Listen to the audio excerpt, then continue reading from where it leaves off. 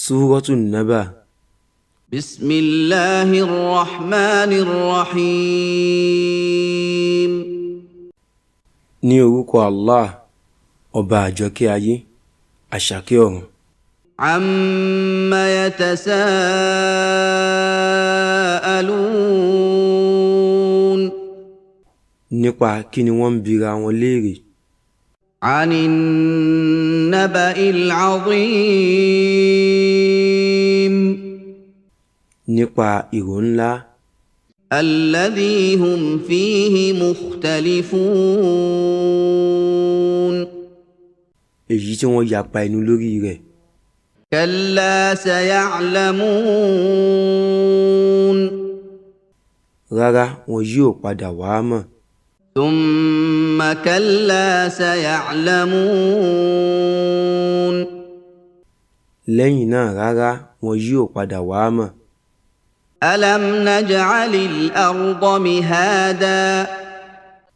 Ǹjẹ́ àwa kò ṣe ilẹ̀ ní ìtẹ́bí? Wal jibala awtada. Àti àwọn òkè ní èèkàn. Wa khalaqnakum azwaja. A sì dá yín ní oríṣiríṣi, akọ àti abo.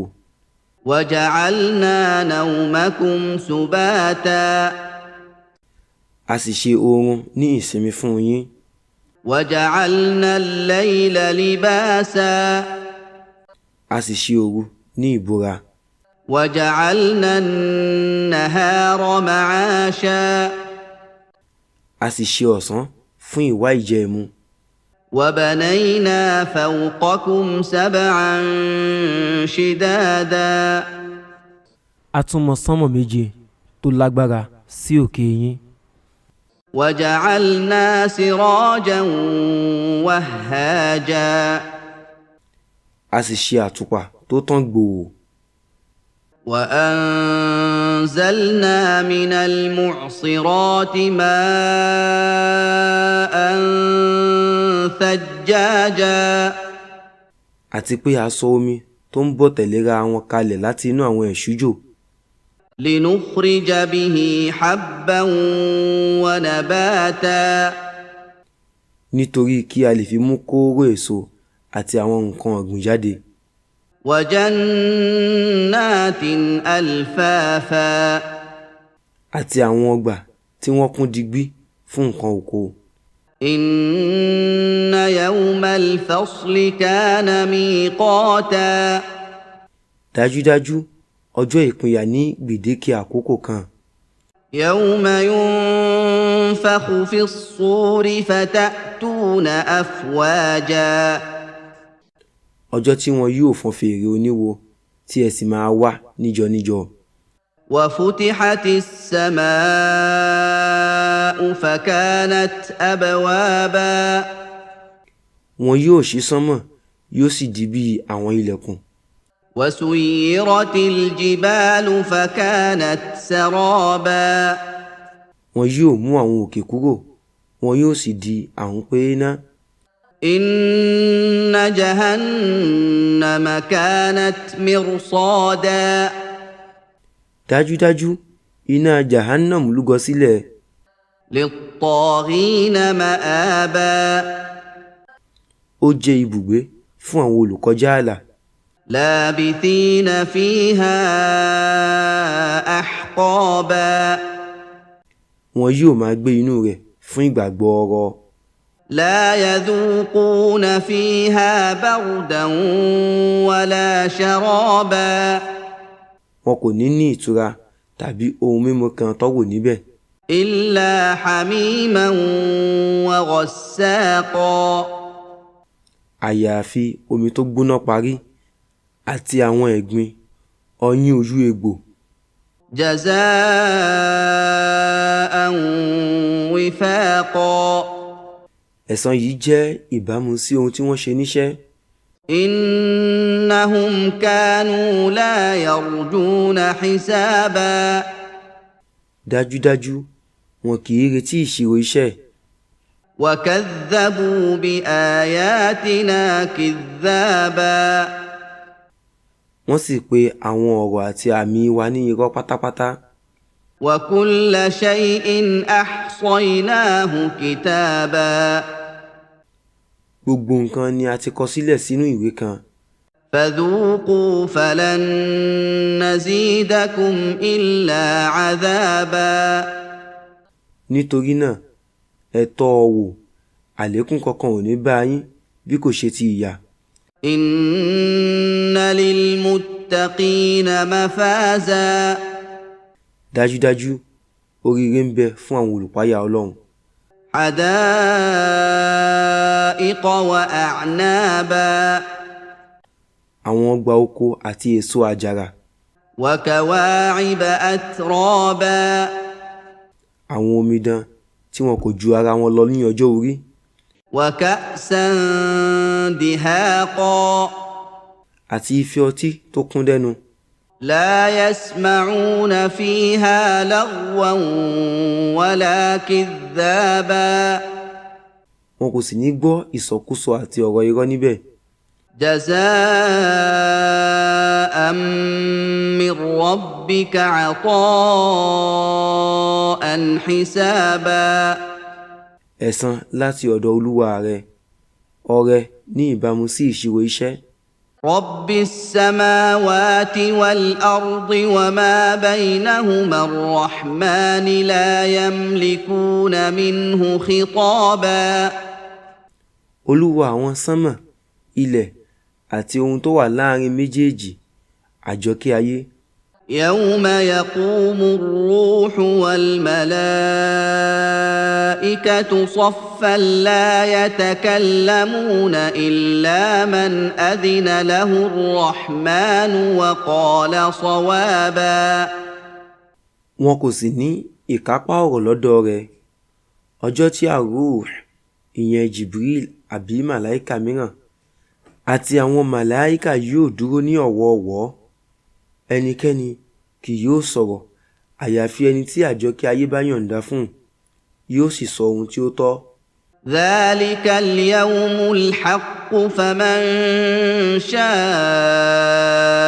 اتخذ إلى ربه مآبا ìyẹn ni ọjọ́ òdodo. nítorí náà ẹni tí ó bá fẹ́ kí ó mú ọ̀nà tí ó máa gbà ṣẹ́rí padà sí ọ̀dọ̀ Olúwa rẹ̀. إنا أنذرناكم عذابا قريبا يوم ينظر المرء ما قدمت يداه dájúdájú à ń kìlọ̀ ìyà tó súnmọ́ fún yín, ọjọ́ tí èèyàn yóò wo ohun tí ó tì síwájú. يوم ينظر المرء ما قدمت يداه ويقول الكافر يا ليتني كنت ترابا ọjọ́ tí èèyàn yóò wo ohun tí ó tì síwájú, aláìgbàgbọ́ yóò sọ wípé ìbòsí, èmi ìbá sì jẹ́ erùpẹ̀. Súratun Nazi'at. بسم الله الرحمن الرحيم ní orúkọ Allah, ọba àjọkẹ́ ayé, àṣàkẹ́ ọ̀run. والنازعات غرقا mo fi àwọn màláíkà tí wọ́n ń fi ilé kókó gba ẹ̀mí àwọn aláìgbàgbọ́ búra. والناشطات نشطا mo fi àwọn màláíkà tí wọ́n ń fi pẹ̀lẹ́pẹ̀lẹ́ gba ẹ̀mí àwọn onígbàgbọ́ òdodo búra. والسابحات سبحا mo fi àwọn màláíkà tí wọ́n máa ń lùwẹ̀ búra. فالسابقات سبقا mo fi àwọn màláíkà tí wọ́n gbawájú búra. فالمدبرات أمرا mo fi àwọn màláíkà tí wọ́n ń ṣètò pẹ̀lú àṣẹ Allah búra. يوم ترجف الراجفة ọjọ́ tí ìmìtìtì máa mì ayé tìtì pẹ̀lú fífọn fèrè oníwo àkọ́kọ́. تتبعها الرادفة fífọn ẹlẹ́ẹ̀kejì yóò tẹ̀lé fún ìgbéǹde. قلوب يومئذ واجفة àwọn ọkàn yóò máa gbọ̀n pẹ̀pẹ̀ ní ọjọ́ yẹn. أبصارها خاشعة ojú wọn yóò wálẹ̀ ní ti ìyẹpẹrẹ. يقولون أئنا لمردودون في الحافرة wọ́n ń sọ wípé ṣé wọn yóò dá wa padà sí ipò tí a wà tẹ́lẹ̀ ni. أإذا كنا عظاما نخرة nígbà tí àwọn eegun wa bá ti kẹfun.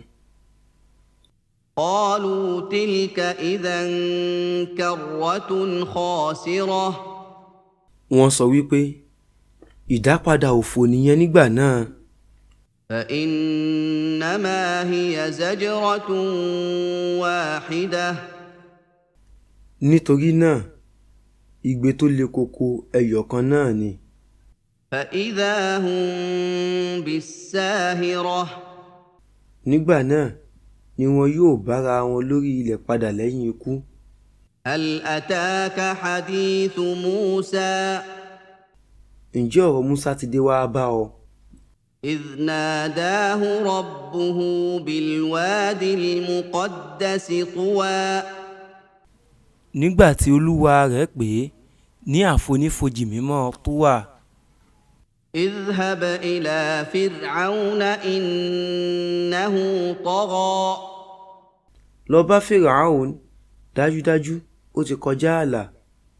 فقل هل لك إلى أن تزكى kí o sì sọ pé ǹjẹ́ ó máa ṣàfọ̀mọ́ ara rẹ̀ وأهديك إلى ربك فتخشى kí n tọ́ ọ sọ́nà dé ọ̀dọ̀ olúwa rẹ kí o sì páyà. فأراه الآية الكبرى ó sì fi àmì tó tóbi hàn án, فكذب وعصى ṣùgbọ́n ó pè é nírọ́ ó sì yapa rẹ̀. ثم أدبر يسعى lẹ́yìn náà ó kọ̀yìn sí i, ó ń sapá ní títakò ó. فحشر فنادى ó ń kó àwọn èèyàn ó sì ń ké gbàjarè.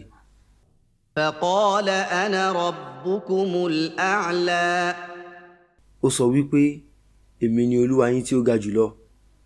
فأخذه الله نكال الآخرة والأولى nítorí náà Allah gbá a mú pẹ̀lú ìyà fún ọ̀rọ̀ ẹnu rẹ̀ ìkẹyìn àti àkọ́kọ́.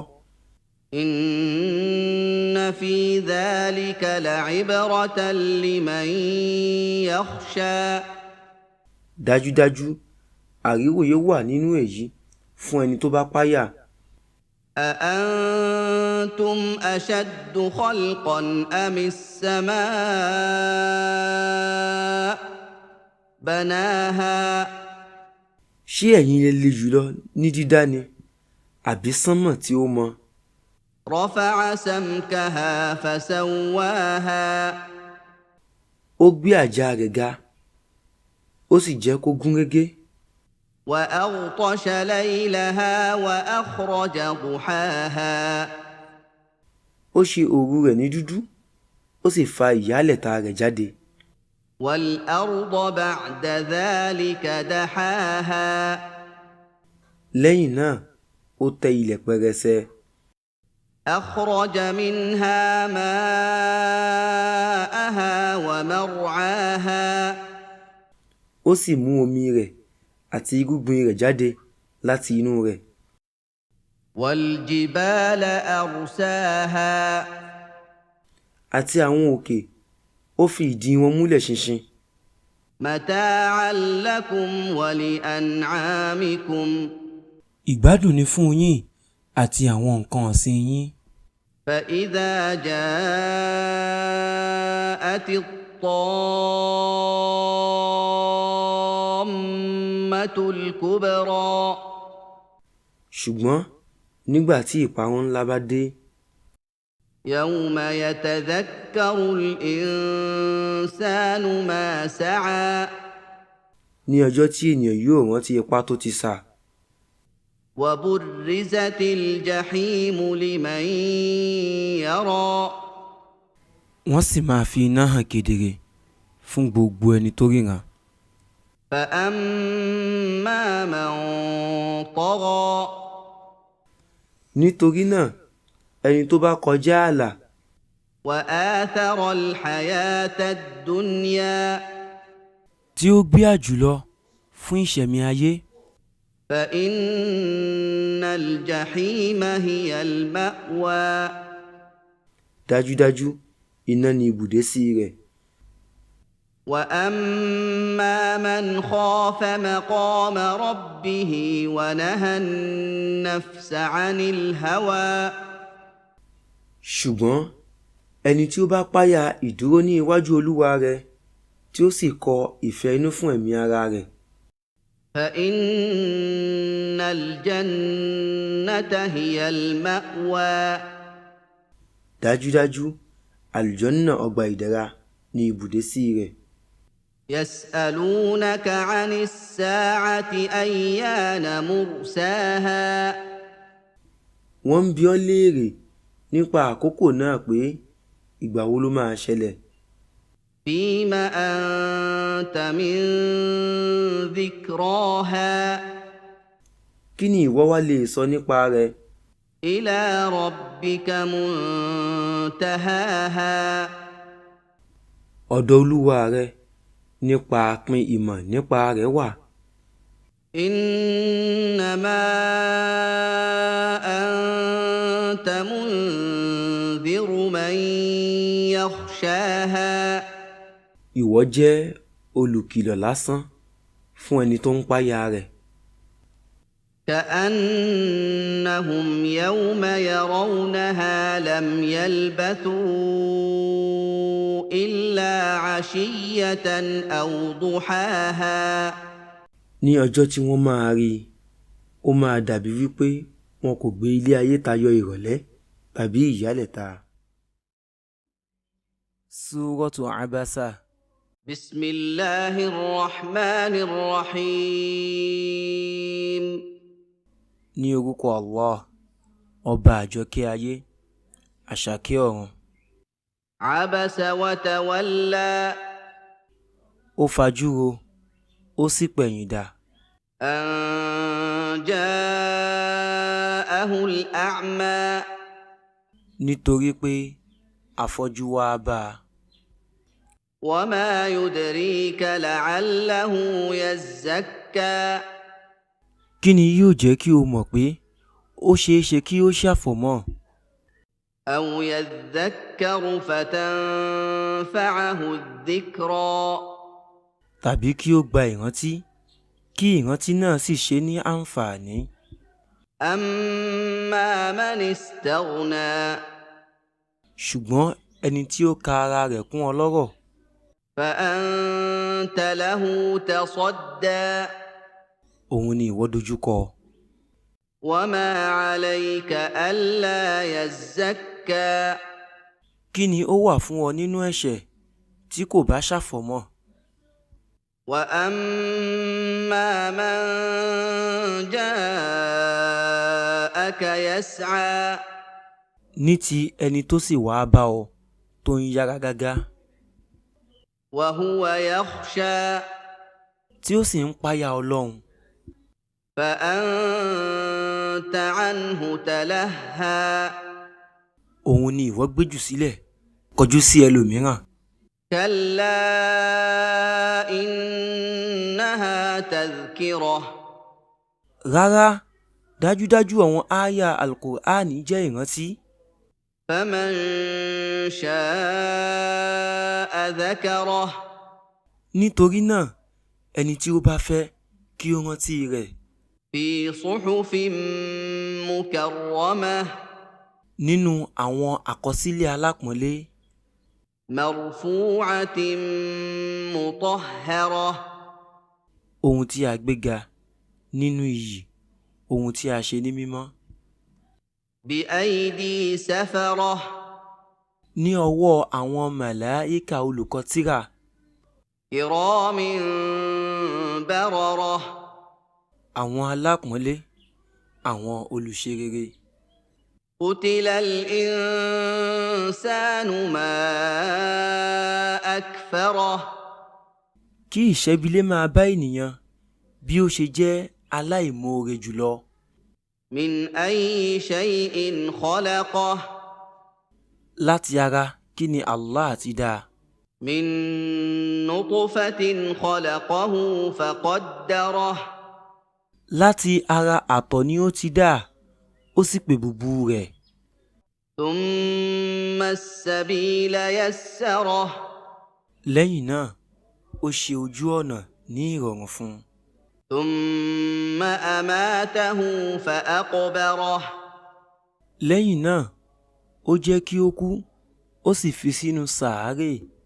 ثم إذا شاء أنشره lẹ́yìn náà nígbà tí Allah bá fẹ́ yóò gbé dìde. كلا لما يقض ما أمره rárá, ènìyàn kò tí ì ṣe ohun tí Allah pa á láṣẹ. فلينظر الإنسان إلى طعامه nítorí náà kí ènìyàn wòye sí oúnjẹ rẹ̀. أنا صببنا الماء صبا dájúdájú à ń rọ òjò ní ọ̀pọ̀lọpọ̀. ثم شققنا الأرض شقا ní ẹ̀yìn náà a pín ilẹ̀ ní sísán. فأنبتنا فيها حبا a sì mú kóóró èso hù láti inú rẹ̀. وعنبا وقضبا àti èso àjàrà àti kànáfùrù. وزيتونا ونخلا àti òróró zaitun àti dàbínù. وحدائق غلبا àti àwọn ọgbà tó kún fún igi. وفاكهة وأبا àti àwọn èso, ewéko, egbòogi àti bẹ́ẹ̀ bẹ́ẹ̀ lọ. متاعا لكم ولأنعامكم ìgbádùn ni wọ́n jẹ́ fún yín àti fún àwọn ẹran ọ̀sìn yín. فإذا جاءت الصاخة nígbà tí fífọn fèrè oníwo ẹlẹ́ẹ̀kejì bá ṣẹlẹ̀. يوم يفر المرء من أخيه ọjọ́ tí ènìyàn yóò sá fún ọmọ ìyá rẹ̀ ọkùnrin. وأمه وأبيه àti ìyá rẹ̀ àti bàbá rẹ̀. وصاحبته وبنيه àti ìyàwó rẹ̀ àti àwọn ọmọ rẹ̀. لكل امرئ منهم يومئذ شأن يغنيه ìkọ̀ọ̀kan nínú wọn ní ọjọ́ yẹn yóò ní ohun tí yóò tó rán.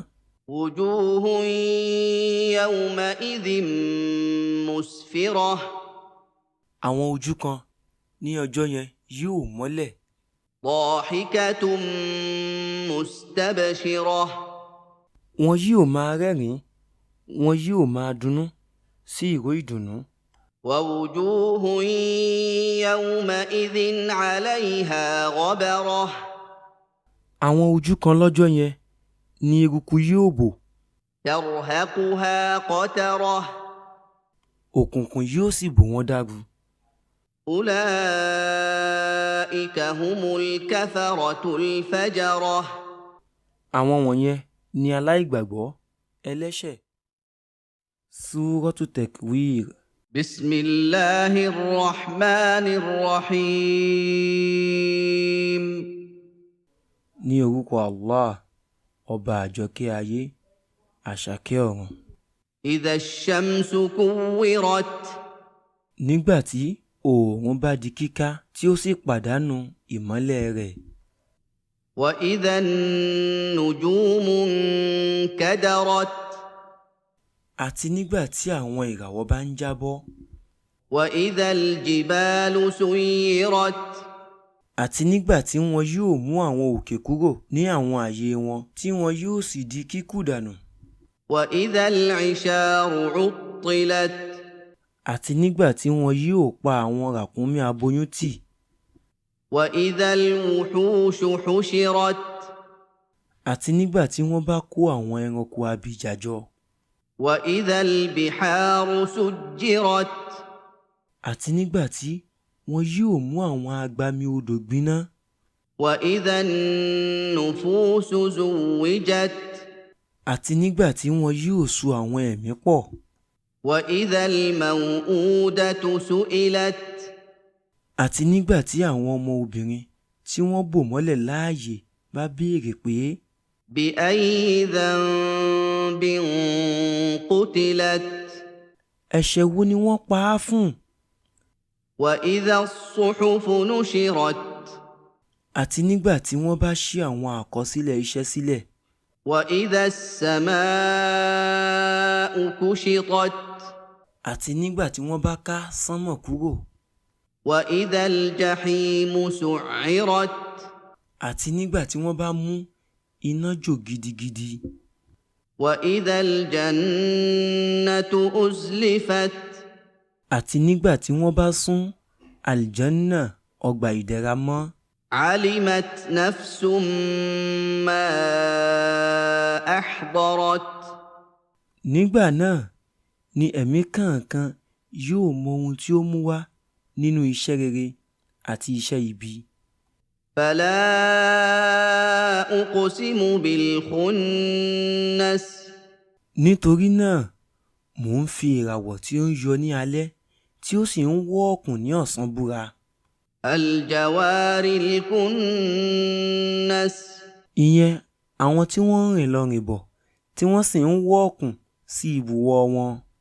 والليل إذا عسعس Mo fi alẹ́ nígbà tí ó bá lọ búra. والصبح إذا تنفس Mo fi òwúrọ̀ nígbà tí ó bá mọ́lẹ̀ búra.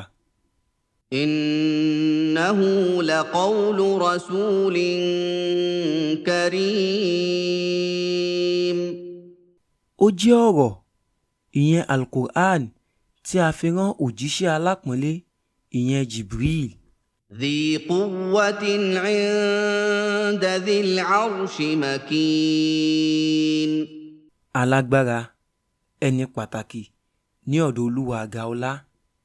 مطاع ثم أمين Ẹni tí wọ́n ń tẹ̀lé ní sánmà, olùfọkàntán. وما صاحبكم بمجنون Àti pé èèyàn yín Muhammad sallallahu alayhi wa sallam kì í ṣe wèrè. ولقد رآه بالأفق المبين Òun sì rí nínú òfurufú kedere. وما هو على الغيب بضنين Àti pé kì í ṣe ahun nípa ohun tí ó mọ̀ nínú ìmọ̀ kọ̀kọ̀. وما هو بقول شيطان رجيم Al-Qur'an kì í ṣe ọ̀rọ̀ ìṣù ẹni ẹ̀kọ́. فأين تذهبون Nítorí náà, ibo ni ẹ̀ ń lọ? إن هو إلا ذكر للعالمين Kí sì ni Al-Qur'an bí kò ṣe ìrántí fún gbogbo ẹ̀dá? لمن شاء منكم أن يستقيم Fún ẹni tí ó bá fẹ́ nínú yín láti dúró déédéé. وما تشاءون إلا أن يشاء الله رب العالمين Ẹ̀yin kò sì ní í fẹ́ àyàfi tí Allah, Olúwa gbogbo ẹ̀dá bá fẹ́. Suratul Infitar. بسم الله الرحمن الرحيم. Ní orúkọ Allah, ọba àjọkẹ́ ayé, àṣàkẹ́ ọ̀run. إذا السماء انفطرت Nígbà tí sánmọ̀ bá fàya pẹ́rẹpẹ̀rẹ, وإذا الكواكب انتثرت àti nígbà tí àwọn ìràwọ̀ bá ń jábọ́ sílẹ̀ káàkiri, وإذا البحار فجرت àti nígbà tí àwọn odò bá ń tu, وإذا القبور بعثرت àti nígbà tí wọ́n bá dorí àwọn sàárè kodò tí wọ́n sì mú àwọn ohun tí ó wà nínú wọn jáde. علمت نفس ما قدمت وأخرت. Nígbà náà ni ẹ̀mí kọ̀ọ̀kan yóò mọ ohun tí ó ti tì síwájú nínú iṣẹ́ rere àti ohun tí ó ti fi sẹ́yìn nínú iṣẹ́ búburú. يا أيها الإنسان ما غرك بربك الكريم. Ìwọ ènìyàn, kí ni ó kó ẹ̀tànjẹ bá ọ nípa Olúwa rẹ alápọ̀nlé? الذي خلقك فسواك فعدلك. Ẹni tí ó ṣẹ̀dá rẹ, tí ó sì yàwòrán rẹ dáadáa, tí ó sì mú ọ dọ́gba. في أي صورة ما شاء ركبك. Ó tò ẹ̀yà ara rẹ papọ̀ sínú èyíkéyìí àwòrán tí ó fẹ́.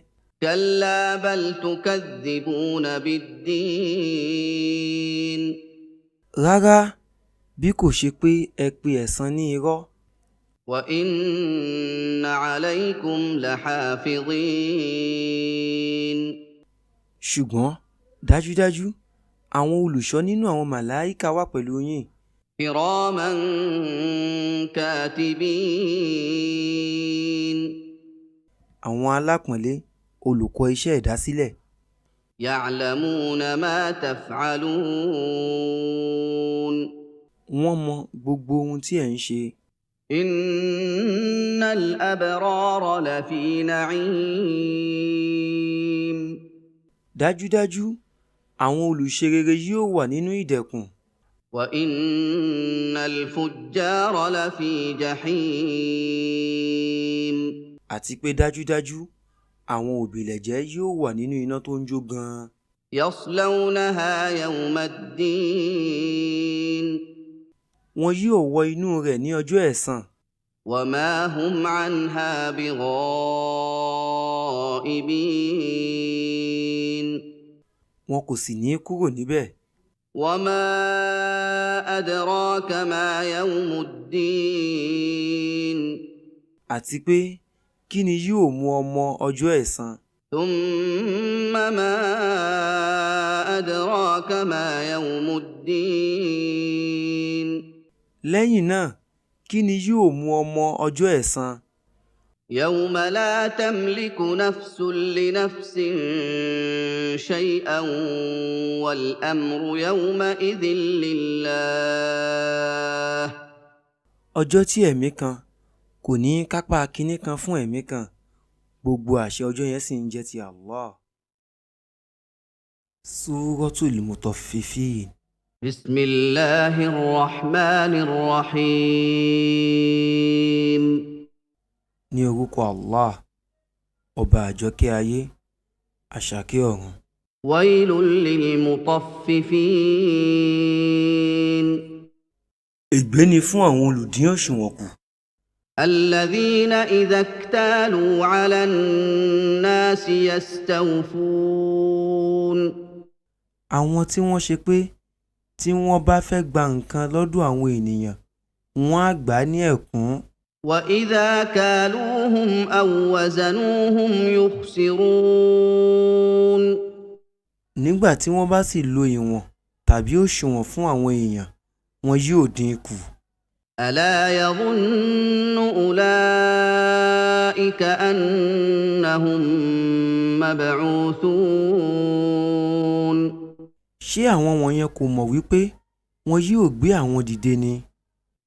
ليوم عظيم ní ọjọ́ ńlá يوم يقوم الناس لرب العالمين ọjọ́ tí gbogbo èèyàn yóò dúró síwájú olúwa gbogbo ẹ̀dá. كلا إن كتاب الفجار لفي سجين ní ti òdodo dájúdájú ìwé àkọsílẹ̀ iṣẹ́ àwọn èèyàn burúkú wà nínú síjíì. وما أدراك ما سجين kí ni yóò mú ọmọ síjíì? كتاب مرقوم ìwé àkọsílẹ̀. ويل يومئذ للمكذبين ní ọjọ́ yẹn ègbé ni fún àwọn olùpè òdodo ní irọ́. الذين يكذبون بيوم الدين àwọn tí wọ́n ń pe ọjọ́ ẹ̀san nírọ́. وما يكذب به إلا كل معتد أثيم èèyàn kankan kò ní pè ní irọ́ àyàfi olùkọjá ààlà ẹlẹ́ṣẹ̀. إذا تتلى عليه آياتنا قال أساطير الأولين nígbà tí wọ́n bá ké àwọn ááyà wa fún un a sọ wípé àwọn wọ̀nyí jẹ́ àkọsílẹ̀ àlọ́ àpagbè ti àwọn ẹni àkọ́kọ́ ti àtijọ́. كلا بل ران على قلوبهم ما كانوا يكسبون rárá ṣùgbọ́n ohun búburú àti ẹ̀ṣẹ̀ tí wọ́n ṣe níṣẹ́ bo ọkàn wọn. كلا إنهم عن ربهم يومئذ لمحجوبون rárá dájúdájú ní ọjọ́ yẹn wọ́n máa da gàgá bò wọ́n kúrò láti rí olúwa wọn. ثم إنهم لصالو الجحيم lẹ́yìn náà wọn yóò wọ iná wọn yóò sì tọ́ wò. ثم يقال هذا الذي كنتم به تكذبون lẹ́yìn náà wọn yóò sọ fún wọn wípé eléyìí ni ohun tí ẹ̀ ń pè nírọ́. كلا إن كتاب الأبرار لفي عليين rárá dájúdájú ìwé àkọsílẹ̀ àwọn olùṣe rere wà nínú Illiyun. وما أدراك ما عليون kí ni yóò mú ọmọ Illiyun? كتاب مرقوم ìwé àkọsílẹ̀. يشهده المقربون àwọn tí wọ́n súnmọ́ Allah ìyẹn àwọn màláíkà jẹ́rìí sí i. إن الأبرار لفي نعيم dájúdájú àwọn olùṣe rere yóò wà nínú ìdẹ̀ra. على الأرائك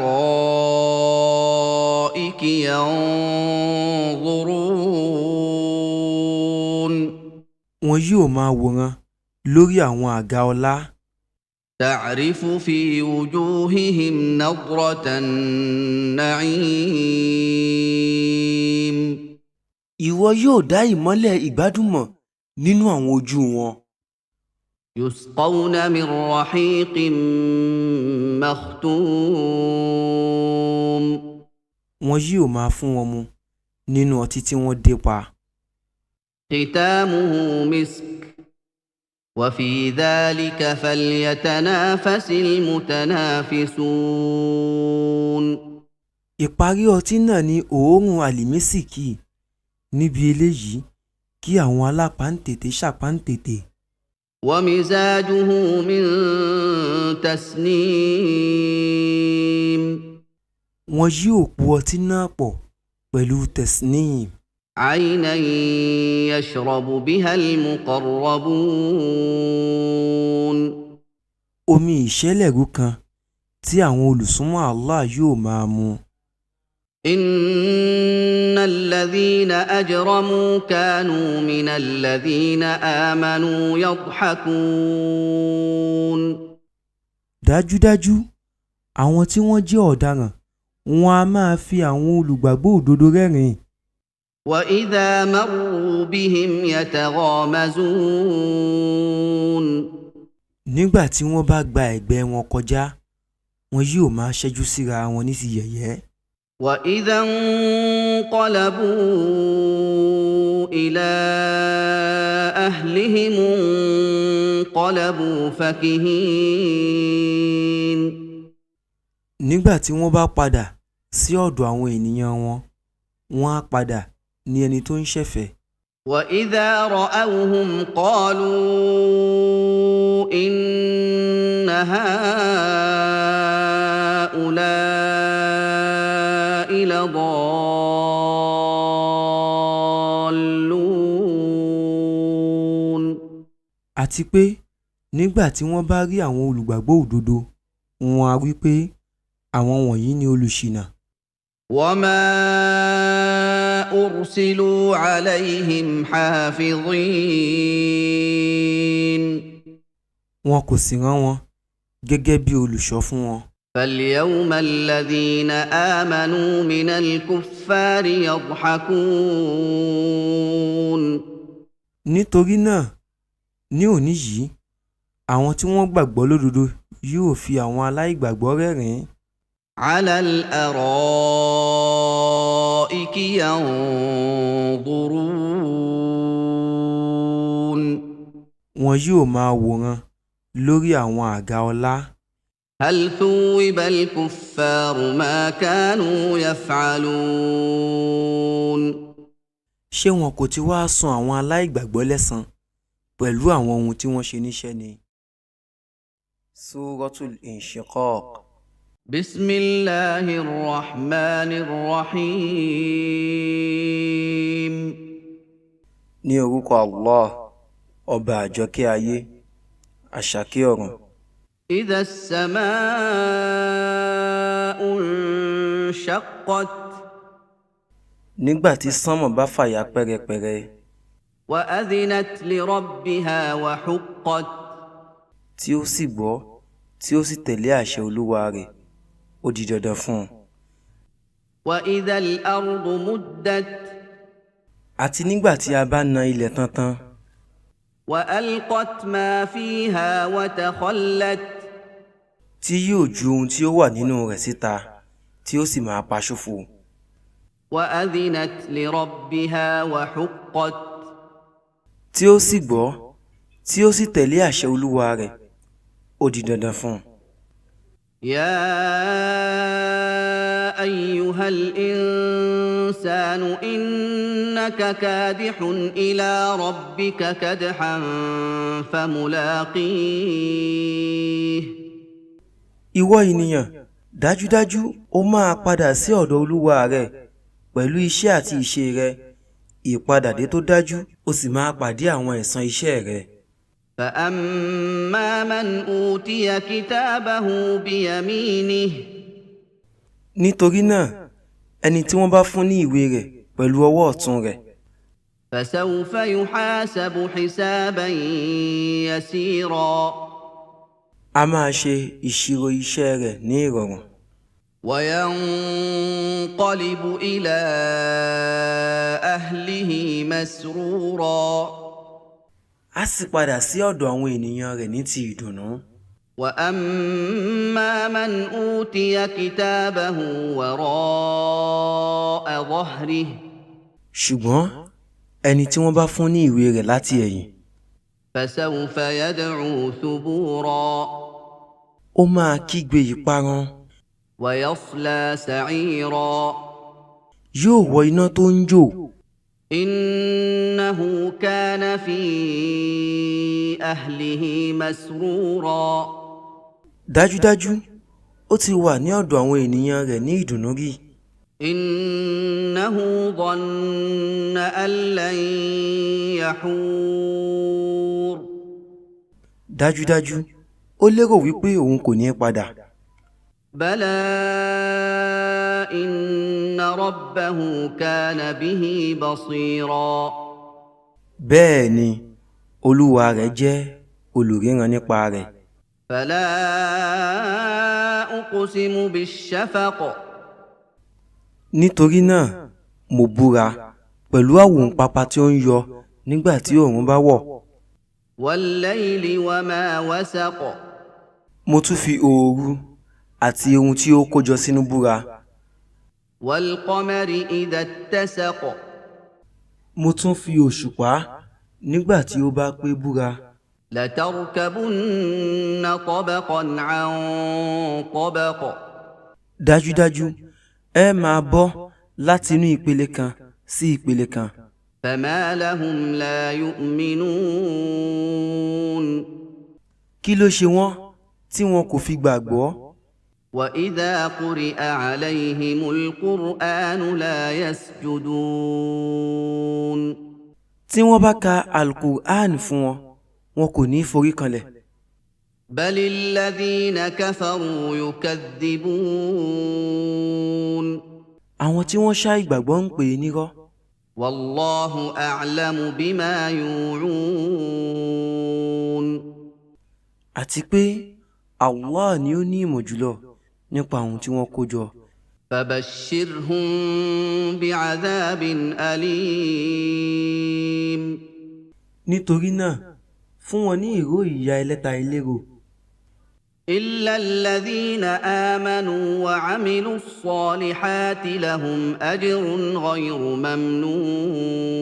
ممنون àyàfi àwọn tí wọ́n ní ìgbàgbọ́ òdodo tí wọ́n sì ń ṣe iṣẹ́ dáadáa ẹ̀san tí kò ní òpin ń bẹ fún wọn. Suratul Buruj. بسم الله الرحمن الرحيم ní orúkọ Allah ọba àjọkẹ́ ayé àṣàkẹ́ ọ̀run. والسماء ذات البروج mo fi sánmọ̀ tó ní ibùsọ̀ tó ń di àwọn ìràwọ̀ ńláńlá mú búra. واليوم الموعود mo fi ọjọ́ tí wọ́n ṣe ládéhùn búra. وشاهد ومشهود mo fi olùjẹ́rìí àti ohun tí wọ́n ń jẹ́rìí sí búra. قتل أصحاب الأخدود wọ́n ti ṣẹ́bi lé àwọn ìjọ oníkòtò. النار ذات الوقود iná tí wọ́n kò. إذ هم عليها قعود nígbà tí wọ́n jókòó síbẹ̀. وهم على ما يفعلون بالمؤمنين شهود wọ́n sì ń wo ohun tí wọ́n ń ṣe fún àwọn olùgbàgbọ́ òdodo. وما نقموا منهم إلا أن يؤمنوا بالله العزيز الحميد wọn kò rí àléébù kankan lára wọn bí kò ṣe pé wọ́n ní ìgbàgbọ́ nínú Allah alágbára ẹni tí gbogbo ẹ̀yìn tọ́ sí. الذي له ملك السماوات والأرض والله على كل شيء شهيد ẹni tí ó ní ìjọba àwọn sánmọ̀ àti ilẹ̀ Allah jẹ́ ẹlẹ́rìí lórí gbogbo nǹkan. إن الذين فتنوا المؤمنين والمؤمنات ثم لم يتوبوا فلهم عذاب جهنم ولهم عذاب الحريق. dájúdájú àwọn tí wọ́n ń fi ìnira kan àwọn olùgbàgbọ́ òdodo lọ́kùnrin àti àwọn olùgbàgbọ́ òdodo lóbìnrin lẹ́yìn náà tí wọn kò ronúpìwàdà ìjìyà iná jahannam ń bẹ fún wọn ìjìyà iná tó ń jó sì wà fún wọn. إن الذين آمنوا وعملوا الصالحات لهم جنات تجري من تحتها الأنهار ذلك الفوز الكبير. dájúdájú àwọn tí wọ́n gbàgbọ́ lódodo tí wọ́n sì ń ṣiṣẹ́ rere, àwọn ọgbà ìdẹ̀ra àlìjánà kan tí àwọn odò ń ṣàn lábẹ́ rẹ̀ ń bẹ fún wọn. eléyìí ni èrè ń jẹ tó tóbi. إن بطش ربك لشديد. dájúdájú ìgbámú olúwa rẹ̀ le koko. إنه هو يبدئ ويعيد. dájúdájú òun ni ó ń bẹ̀rẹ̀ ìṣẹ̀dá tí ó sì ń dá ẹ̀dá padà. وهو الغفور الودود. ó jẹ́ aláforíjì olólùfẹ́. ذو العرش المجيد. ẹni tí ó ní àga ọlá ológo. فعال لما يريد. ẹni tí ó máa ń ṣe ohun tí ó bá fẹ́. هل أتاك حديث الجنود. ǹjẹ́ ọ̀rọ̀ àwọn ọmọ ogun ti dé wá bá ọ? فرعون وثمود. ti ìjọ Fìràáù àti ìjọ Thamud. بل الذين كفروا في تكذيب. síbẹ̀síbẹ̀ àwọn aláìgbàgbọ́ ṣì ń pe òdodo ní irọ́. والله من ورائهم محيط. Allah sì yí wọn ká láti ẹ̀yìn wọn. بل هو قرآن مجيد. ṣùgbọ́n ṣá ó jẹ́ Al-Qur'an alápọ̀nlé. في لوح محفوظ. nínú Lawhil Mahfuz. Suratu Tariq. بسم الله الرحمن الرحيم. ní orúkọ Allah ọba àjọkẹ́ ayé àṣàkẹ́ ọ̀run. والسماء والطارق. mo fi sánmọ̀ àti At-Tariq ìyẹn ìràwọ̀ alẹ́ tó mọ́lẹ̀ gbòò búra. وما أدراك ما الطارق. kí ni yóò mú ọmọ At-Tariq? النجم الثاقب. ìràwọ̀ alẹ́ tó mọ́lẹ̀ gbòò. إن كل نفس لما عليها حافظ. kò sí ẹ̀mí kankan àyàfi kí ẹ̀ṣọ́ wà fún nínú àwọn màláíkà. فلينظر الإنسان مما خلق. kí ènìyàn wòye sí ohun tí wọ́n fi dá a. خلق من ماء دافق. wọ́n dá a láti inú omi tó ń tú jáde. يخرج من بين الصلب والترائب. tí ó ń jáde láti àárín ìbàdí àti ẹfọ́nhà igbá àyà. إنه على رجعه لقادر. dájúdájú Allah ni ó ní ìkápá àti dá a padà. يوم تبلى السرائر. ní ọjọ́ tí wọ́n máa ṣe àyẹ̀wò àwọn iṣẹ́ àṣepamọ́. فما له من قوة ولا ناصر. nígbà náà ènìyàn kò ní ní agbára tàbí alárànṣe. والسماء ذات الرجع. mo fi sánmọ̀ tí ó máa ń rọ òjò ní àrọ̀túnrọ̀ búra. والأرض ذات الصدع. mo tún fi ilẹ̀ tó ń sán búra.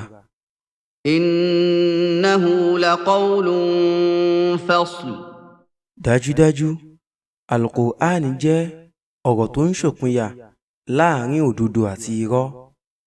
وما هو بالهزل kò kí ń ṣe nǹkan àwàdà. إنهم يكيدون كيدا dájúdájú wọ́n ń dá ète, وأكيد كيدا èmi náà sì ń dètè. فمهل الكافرين أمهلهم رويدا. nítorí náà lọ́ra fún àwọn aláìgbàgbọ́, lọ́ wọn lára fún ìgbà díẹ̀. Suratul A'la. بسم الله الرحمن الرحيم. ní orúkọ Allah, ọba àjọkẹ́ ayé, àṣàkẹ́ ọ̀run. سبح اسم ربك الأعلى. ṣàfọ̀mọ́ orúkọ olúwa rẹ, ẹni gíga jùlọ. الذي خلق فسوى. ẹni tí ó dá àwọn ẹ̀dá tí ó sì ṣe é ní dọ́gbadọ́gba. والذي قدر فهدى. ẹni tí ó yan kádàrá tí ó sì tọ́ ọ sọ́nà. والذي أخرج المرعى. ẹni tó mú koríko tútù hù jáde.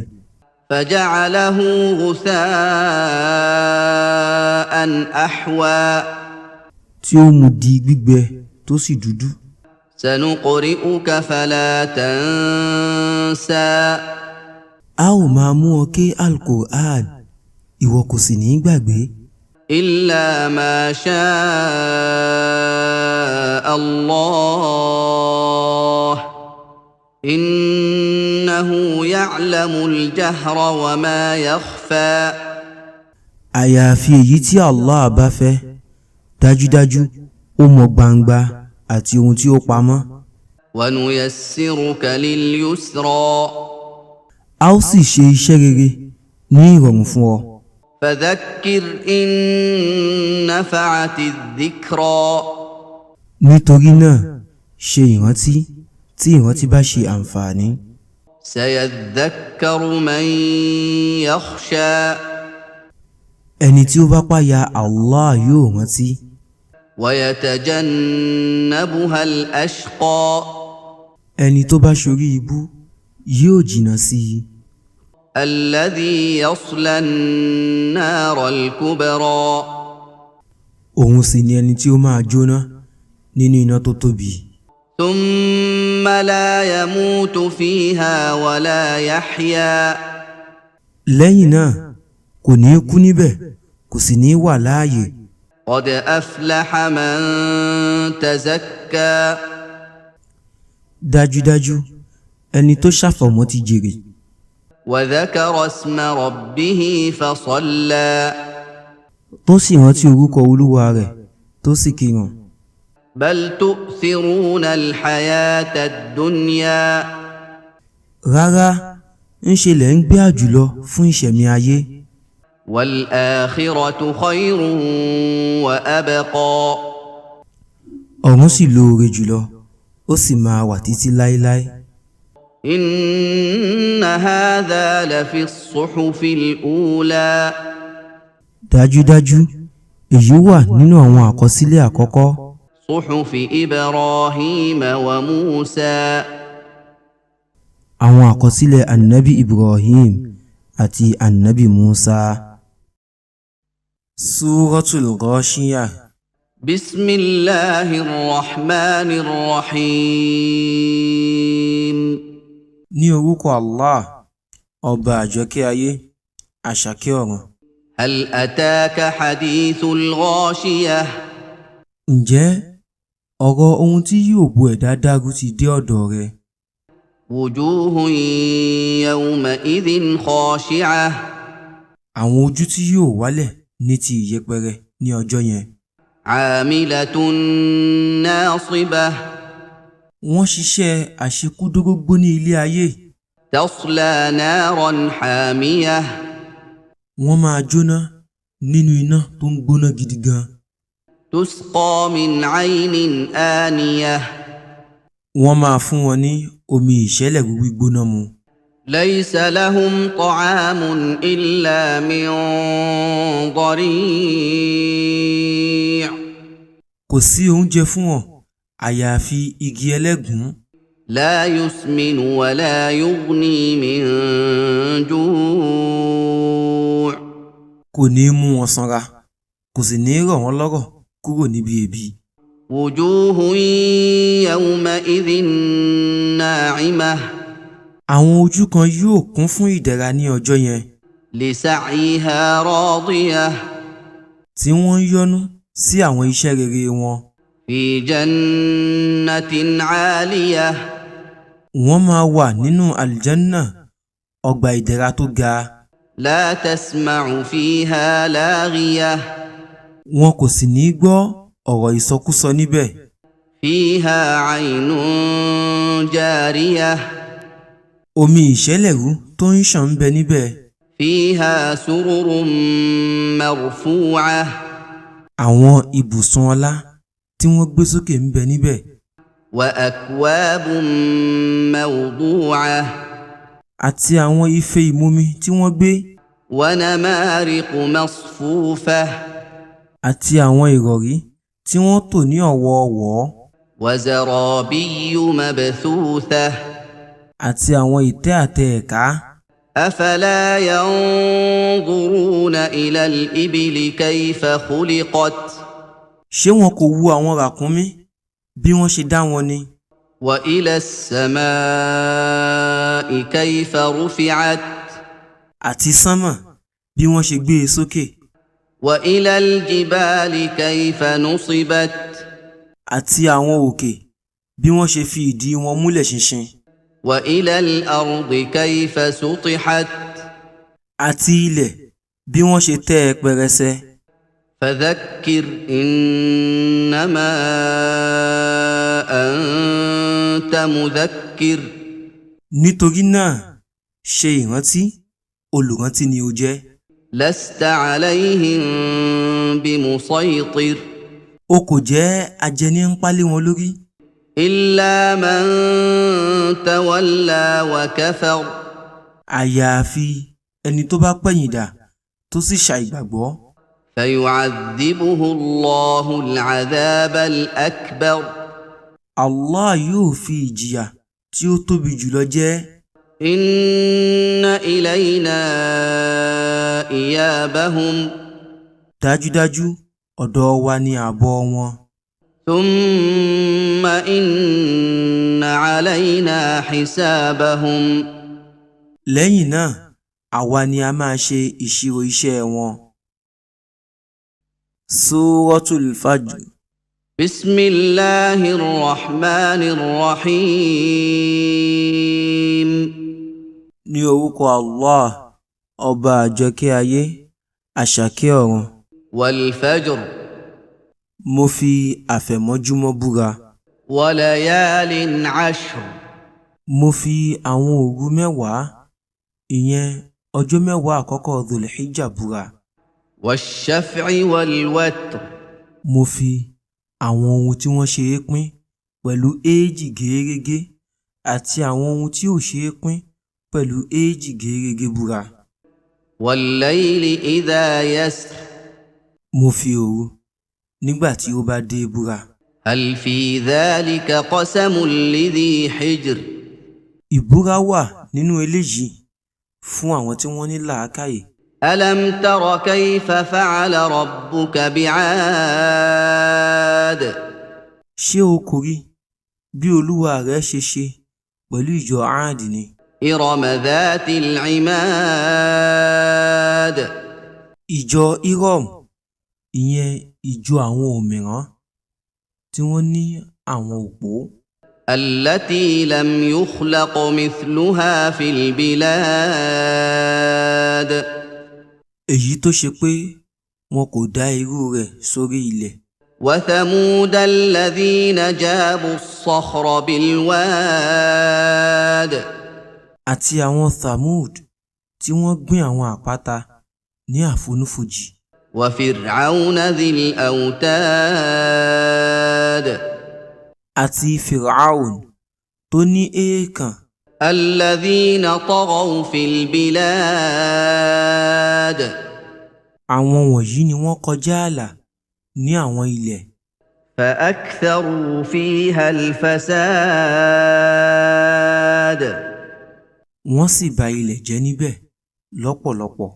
فصب عليهم ربك سوط عذاب Olúwa rẹ̀ sì rọ̀jò ìyà lé wọn lórí.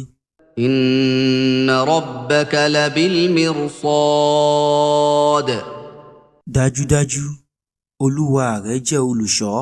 فأما الإنسان إذا ما ابتلاه ربه فأكرمه ونعمه فيقول ربي أكرمن Ẹ rí ènìyàn nígbà tí Olúwa rẹ̀ bá dán an wò tí ó pọ́n ọn lé tí ó ń ṣe ìdẹ̀ra fún un, nígbà náà yóò wí pé Olúwa mi ti pọ́n mi lé.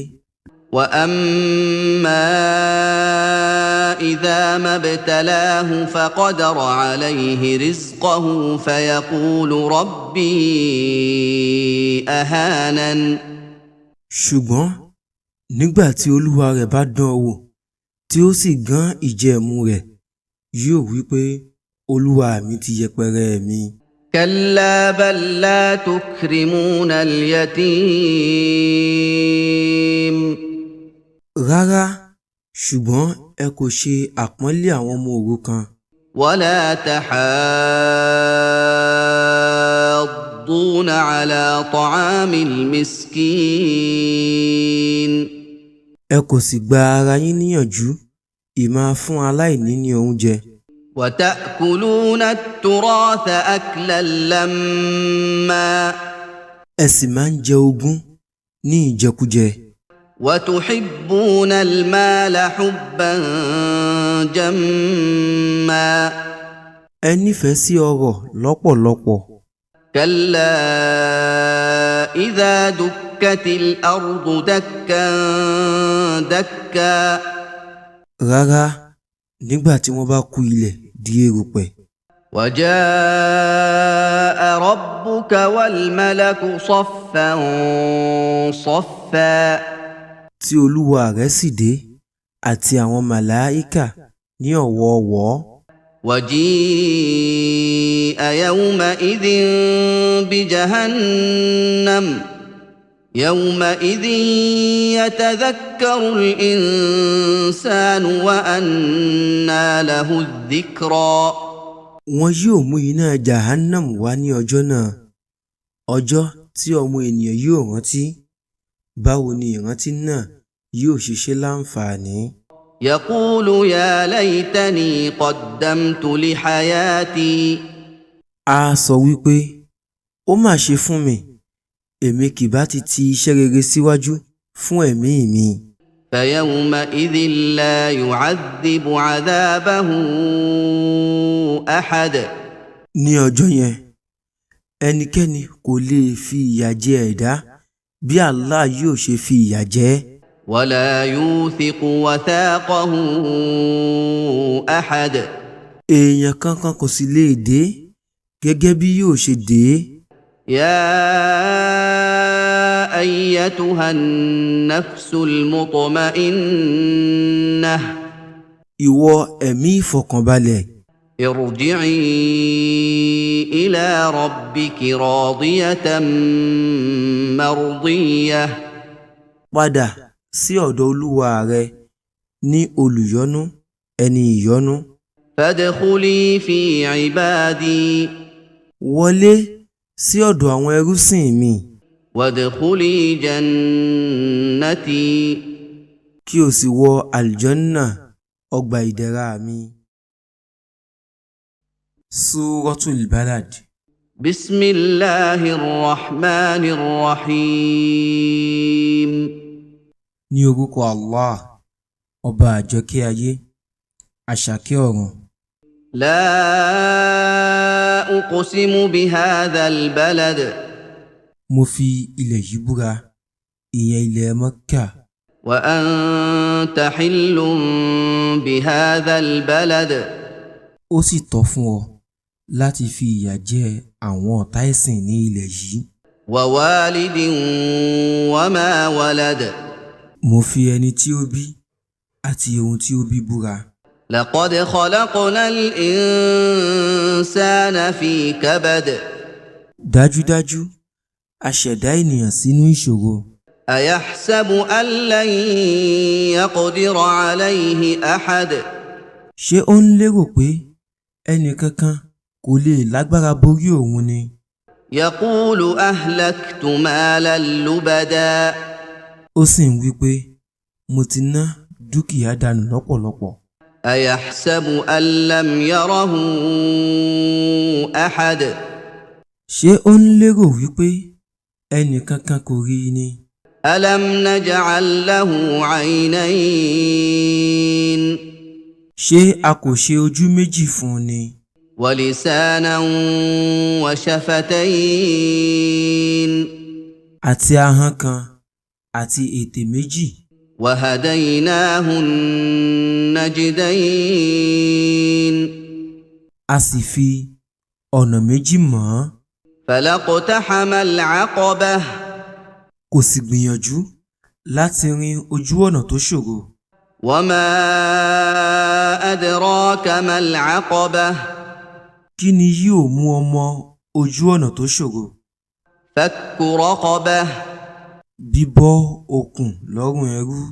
أو إطعام في يوم ذي مسغبة àbí fífi oúnjẹ tọrẹ ní ọjọ́ ibi.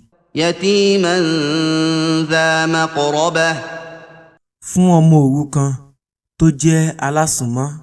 أو مسكينا ذا متربة àbí aláìní tí kò ní nǹkan kan. ثم كان من الذين آمنوا وتواصوا بالصبر وتواصوا بالمرحمة lẹ́yìn náà ó di ọ̀kan nínú àwọn tí wọ́n gbàgbọ́ tí wọ́n sì ń sọ àsọtẹ́lẹ̀ sùúrù tí wọ́n sì ń sọ àsọtẹ́lẹ̀ àánú. أولئك أصحاب الميمنة àwọn wọ̀nyí ni èrò apá ọ̀tún. والذين كفروا بآياتنا هم أصحاب المشأمة àwọn tí wọ́n ṣàìgbàgbọ́ sí àwọn àmì wa àwọn ni èrò apá òsì. عليهم نار مؤصدة wọn yóò sì ti àwọn ilẹ̀kùn iná mọ́ wọn lórí. Suratu Shams. بسم الله الرحمن الرحيم ní orúkọ Allah ọba àjọkẹ́ ayé àṣàkẹ́ ọ̀run. والشمس وضحاها mo fi oòrùn àti ìyálẹ̀ta rẹ̀ búra. والقمر إذا تلاها mo fi òṣùpá nígbà tí ó bá tẹ̀lé e búra. والنهار إذا جلاها mo tún fi ọ̀sán nígbà tí ó bá tan ìmọ́lẹ̀ búra. والليل إذا يغشاها mo fi alẹ́ nígbà tí ó bá bo ọ̀sán mọ́lẹ̀ búra. والسماء وما بناها mo tún fi sánmọ̀ àti ẹni tí ó dá a búra. والأرض وما طحاها mo fi ilẹ̀ àti ẹni tí ó tẹ́ ẹ pẹrẹsẹ búra. ونفس وما سواها mo fi ẹ̀mí àti ẹni tí ó ṣe oríkèé rẹ̀ dọ́gba búra. فألهمها فجورها وتقواها ó sì fi ohun tí kò tọ́ àti ohun tí ó tọ́ rẹ̀ mọ̀. قد أفلح من زكاها ẹni tó bá ṣe àfọ̀mọ́ ara rẹ̀ ti jèrè. وقد خاب من دساها ẹni tó bá bà á jẹ́ ti pòfo. كذبت ثمود بطغواها ìjọ Thamud pe òdodo ní irọ́ nípa ìtayọ ààlà. إذ انبعث أشقاها nígbà tí ẹni tó ṣorí ibú jùlọ nínú wọn dìde lọ pa abo ràkúnmí. فقال لهم رسول الله ناقة الله وسقياها nígbà náà òjíṣẹ́ Allah sọ fún wọn wípé ẹ fi abo ràkúnmí Allah àti omi rẹ̀ sílẹ̀. فكذبوه فعقروها فدمدم عليهم ربهم بذنبهم فسواها. wọ́n pè é nírọ́ wọ́n sì pa á, nítorí náà Olúwa wọn pa wọ́n rẹ́ nítorí ẹ̀ṣẹ̀ wọn, ó sì fi wọ́n ṣe dọ́gba níbi ìparun. ولا يخاف عقباها. kò sì páyà ìkángun rẹ̀. Súratul Layl. بسم الله الرحمن الرحيم. ní orúkọ Allah, ọba àjọkẹ́ ayé, àṣàkẹ́ ọ̀run. والليل إذا يغشى.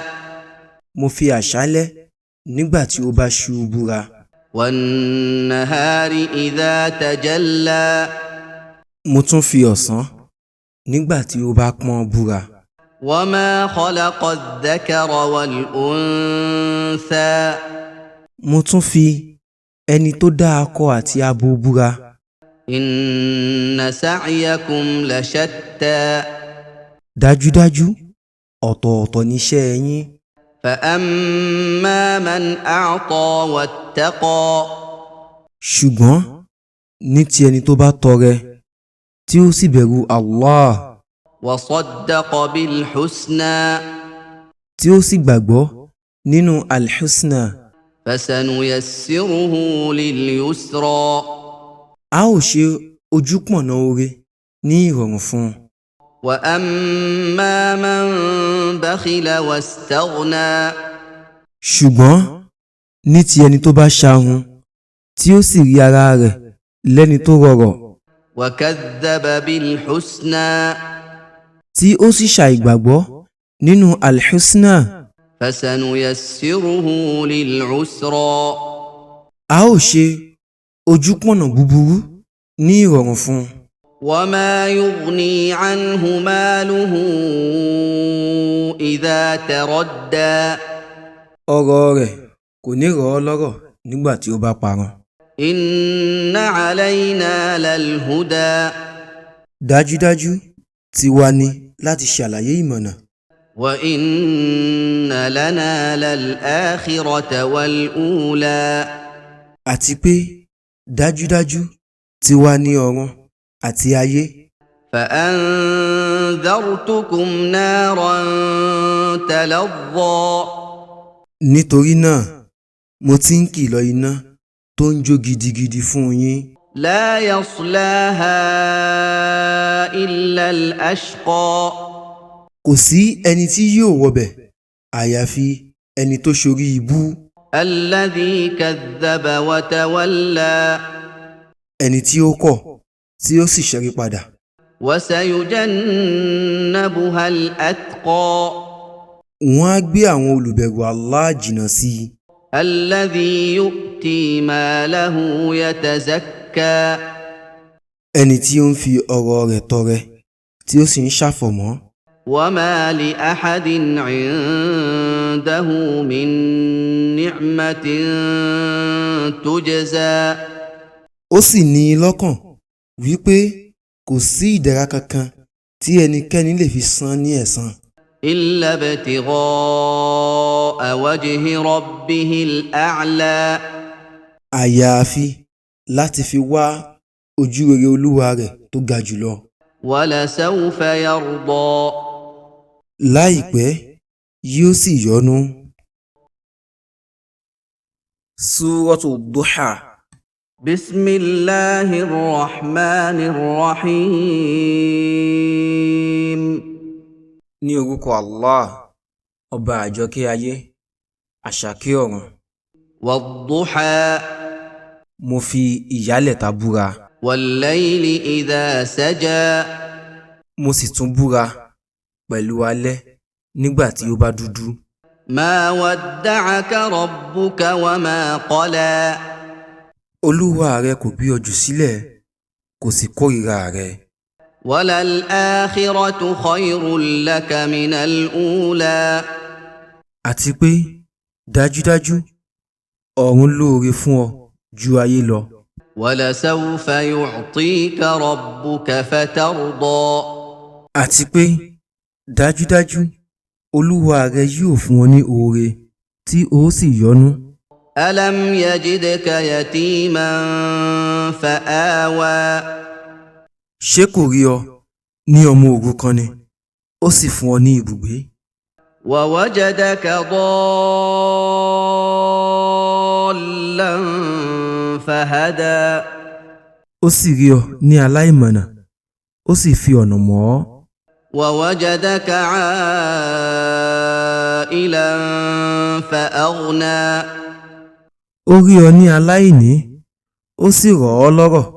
فأما اليتيم فلا تقهر nítorí náà ní ti ọmọ òrukàn má ṣe jẹ gàba lé e lórí. وأما السائل فلا تنهر ní ti alágbe má ṣe jágbe mọ́ ọ. وأما بنعمة ربك فحدث ní ti ìdẹ̀ra olúwa rẹ sọ ọ́ jáde. Suratu Sharh. بسم الله الرحمن الرحيم ní orúkọ Allah ọba àjọkẹ́ ayé àṣàkẹ́ ọ̀run. ألم نشرح لك صدرك ṣé a kò ṣí igbá àyà rẹ fún ọ bí? ووضعنا عنك وزرك a sì gbé ẹrù rẹ kúrò fún ọ. الذي أنقض ظهرك eléyìí tí ó ń wọ̀ ọ́ lẹ́yìn. ورفعنا لك ذكرك a sì gbé ìrántí rẹ ga. فإن مع العسر يسرا nítorí náà dájúdájú ìdẹ̀kùn wà lẹ́yìn ìnira. إن مع العسر يسرا dájúdájú ìdẹ̀kùn wà lẹ́yìn ìnira. فإذا فرغت فانصب nígbà tí o bá ṣe tán dìde fún ìjọsìn Allah. وإلى ربك فارغب ọ̀dọ̀ olúwa rẹ ni kí o ṣojú kòkòrò oore lọ. Suratu Tin. بسم الله الرحمن الرحيم ní orúkọ Allah ọba àjọkẹ́ ayé àṣàkẹ́ ọ̀run. والتين والزيتون mo fi èso ọ̀pọ̀tọ́ àti èso zaitun búra.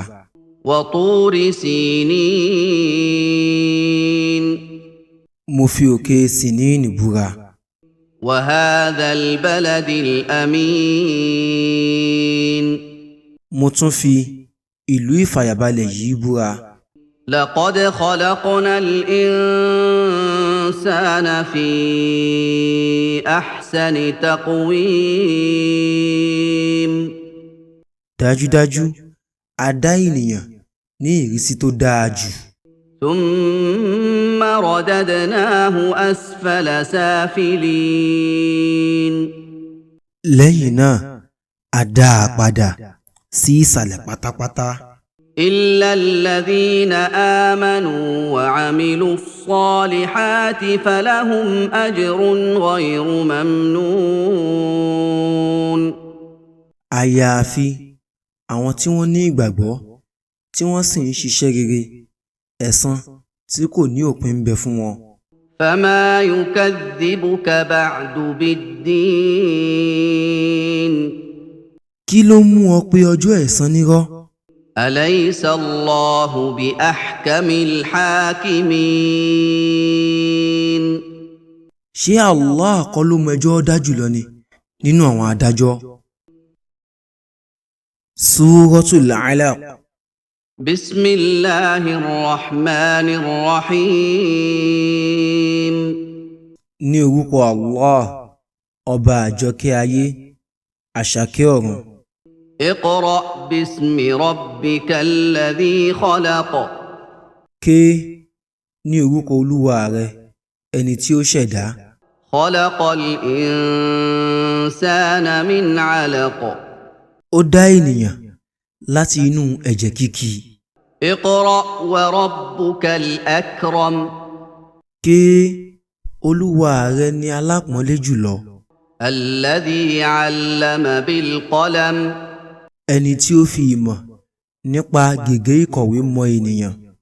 علم الإنسان ما لم يعلم. Ó fi ìmọ̀ ohun tí ènìyàn kò mọ̀ tẹ́lẹ̀ mọ̀ ọ́. كلا إن الإنسان ليطغى. Rárá, dájúdájú ènìyàn ń kọjá ààlà. أن رآه استغنى. Nítorí ó rí ara rẹ̀ lẹ́ni tó rọrọ̀. إن إلى ربك الرجعى. Dájúdájú ọ̀dọ̀ Olúwa rẹ̀ ni ibùdé sí. أرأيت الذي ينهى. Ǹjẹ́ o rí ẹni tó ń kọ̀ عبدا إذا صلى. fún ẹrúsìn kan nígbà tí ẹrúsìn náà ń kírun? أرأيت إن كان على الهدى. Sọ fún mi bóyá ó wà lórí ìmọ̀nà أو أمر بالتقوى. tàbí ó pàṣẹ ìpayà. أرأيت إن كذب وتولى. Sọ fún mi tó bá pe òdodo ní irọ́ tó sì ń kẹ̀yìn sí i. ألم يعلم بأن الله يرى. Ṣé kò mọ̀ wípé dájúdájú Allah ń rí i ni? كلا لئن لم ينته لنسفعا بالناصية. Rárá, tí kò bá jáwọ́ a ó mú pẹ̀lú àáṣó orí rẹ̀. ناصية كاذبة خاطئة. Àáṣó orí òpùrọ́ ẹlẹ́ṣẹ̀. فليدع ناديه. Nítorí náà kó pe àwọn olùbájókòó rẹ̀. سندع الزبانية.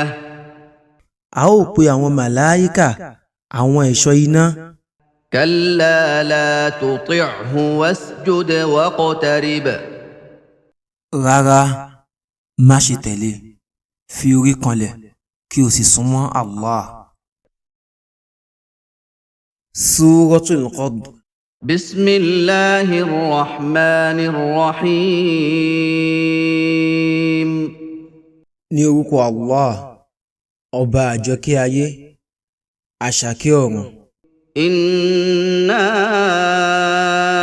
أنزلناه في ليلة القدر. Dájúdájú a sọ̀ ọ́ kalẹ̀ ní òru Al-Qadr. وما أدراك ما ليلة القدر. Kí ni yóò mú ọmọ òru Al-Qadr? ليلة القدر خير من 1000 شهر. Òru Al-Qadr lóore ju ẹgbẹ̀rún oṣù lọ. تنزل الملائكة والروح فيها بإذن ربهم من كل أمر. Àwọn màláíkà àti ar-Ruh, ìyẹn Jibril, yóò máa sọ̀kalẹ̀ níbẹ̀ pẹ̀lú àṣẹ láti ọ̀dọ̀ Olúwa wọn, pẹ̀lú gbogbo àṣẹ fún gbogbo ọ̀rọ̀. سلام هي حتى مطلع الفجر. Àlàáfíà ní òru náà títí di àsìkò àfẹ̀mọ́júmọ́. Suratul Bayyinah. بسم الله الرحمن الرحيم. Ní orúkọ Allah, ọba àjọkẹ́ ayé, àṣàkẹ́ ọ̀run. لم يكن الذين كفروا من أهل الكتاب والمشركين منفكين حتى تأتيهم البينة. Àwọn tí wọ́n ṣàìgbàgbọ́ nínú àwọn tí a fún ní tírà síwájú, ìyẹn àwọn Yẹ̀húdí àtàwọn Nàsárá àti àwọn ọ̀ṣẹ́bọ, wọn kò ní fi àìgbàgbọ́ sílẹ̀ títí ẹ̀rí tó fojú hàn yóò fi dé wá bá wọn. رسول من الله يتلو صحفا مطهرة. òjíṣẹ́ kan láti ọ̀dọ̀ Allah tí ó ń ké àwọn àkọsílẹ̀ mímọ́. فيها كتب قيمة. àwọn òfin tó fẹsẹ̀ rinlẹ̀ wà nínú rẹ̀. وما تفرق الذين أوتوا الكتاب إلا من بعد ما جاءتهم البينة. àwọn tí a fún ní tírà ìyẹn àwọn Yehudi àtàwọn Nasara wọn kò yapa àyàfi lẹ́yìn tí ẹ̀rí tó yanjú wá bá wọn. وما أمروا إلا ليعبدوا الله مخلصين له الدين حنفاء ويقيموا الصلاة ويؤتوا الزكاة وذلك دين القيمة. wọn kò pa wọ́n láṣẹ bí kò ṣe wípé kí wọ́n jọ́sìn fún Allah lẹ́ni tó ń ṣe àfọ̀mọ́ gbogbo ìjọsìn fún lóhun nìkan, kí wọ́n máa gbé ìrun dúró, kí wọ́n máa yan zakat, ìyẹn ni ẹ̀sìn tó dúró ṣinṣin. إن الذين كفروا من أهل الكتاب والمشركين في نار جهنم خالدين فيها أولئك هم شر البرية. dájúdájú àwọn tí wọ́n ṣe àìgbàgbọ́ nínú àwọn tí a fún ní tírà síwájú ìyẹn àwọn Yehudi àtàwọn Nasara àti àwọn ọ̀ṣẹ́bọ wọn yóò wọ iná Jahannam wọn yóò sì ṣe gbére níbẹ̀. àwọn wọ̀nyí ni ẹ̀dá tó burú jùlọ. إن الذين آمنوا وعملوا الصالحات أولئك هم خير البرية. dájúdájú àwọn tí wọ́n gbàgbọ́ tí wọ́n sì ń ṣiṣẹ́ rere àwọn wọ̀nyí ni ẹ̀dá tó dára jùlọ. جزاؤهم عند ربهم جنات عدن تجري من تحتها الأنهار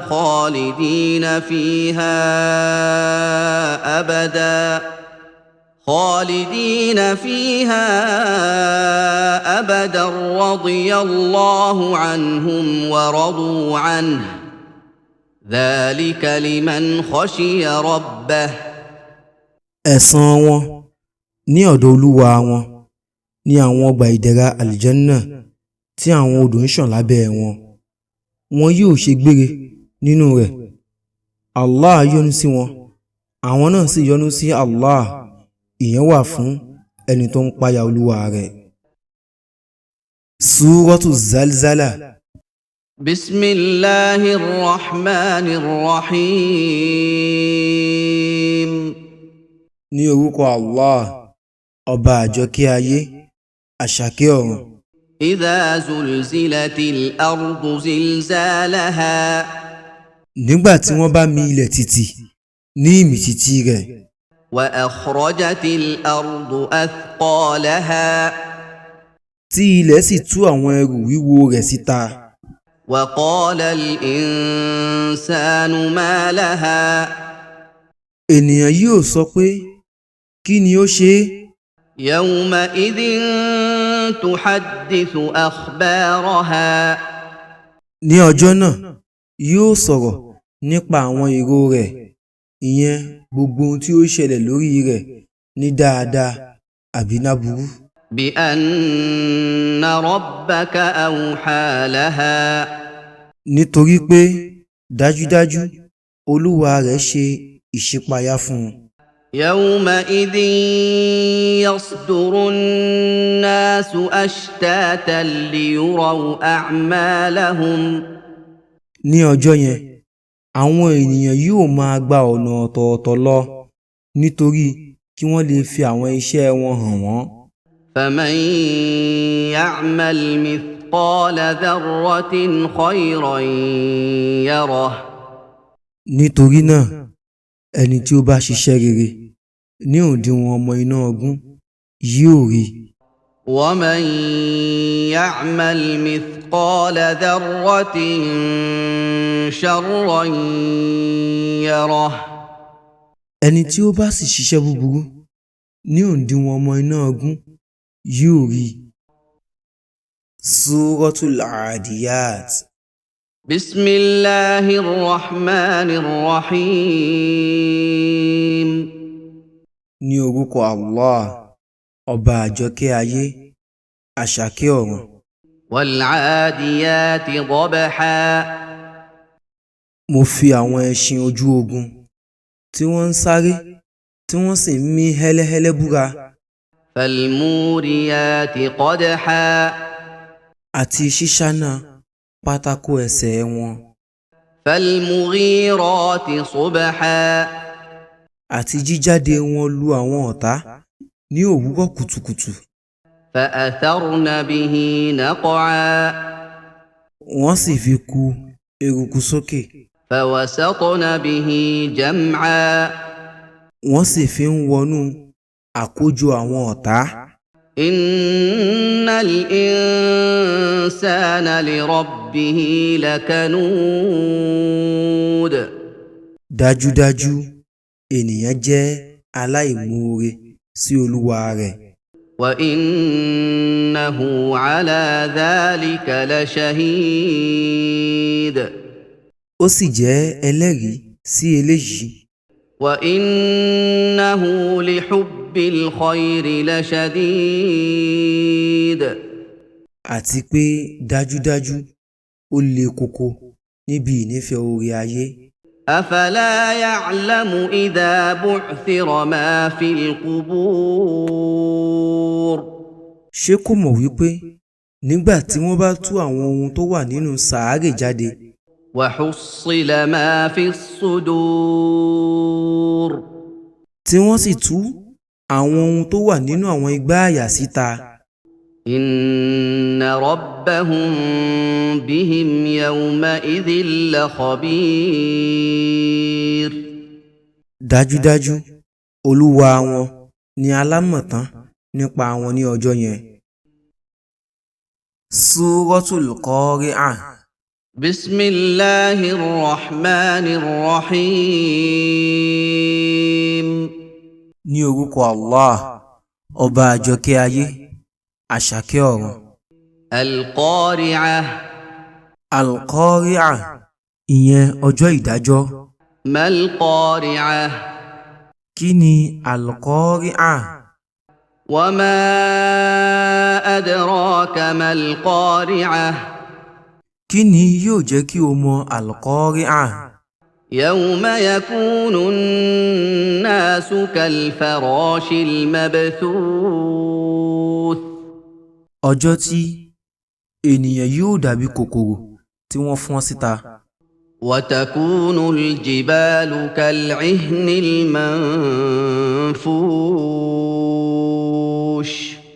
àwọn òkè yóò sì dàbí òwú tí wọ́n gbọ̀n dànù. فأما من ثقلت موازينه. nítorí náà ẹni tí òṣùwọ̀n iṣẹ́ rere rẹ̀ bá tẹ̀wọ̀n. فهو في عيشة راضية. yóò wà nínú ìṣẹ̀mí tí yóò yọ́nú sí.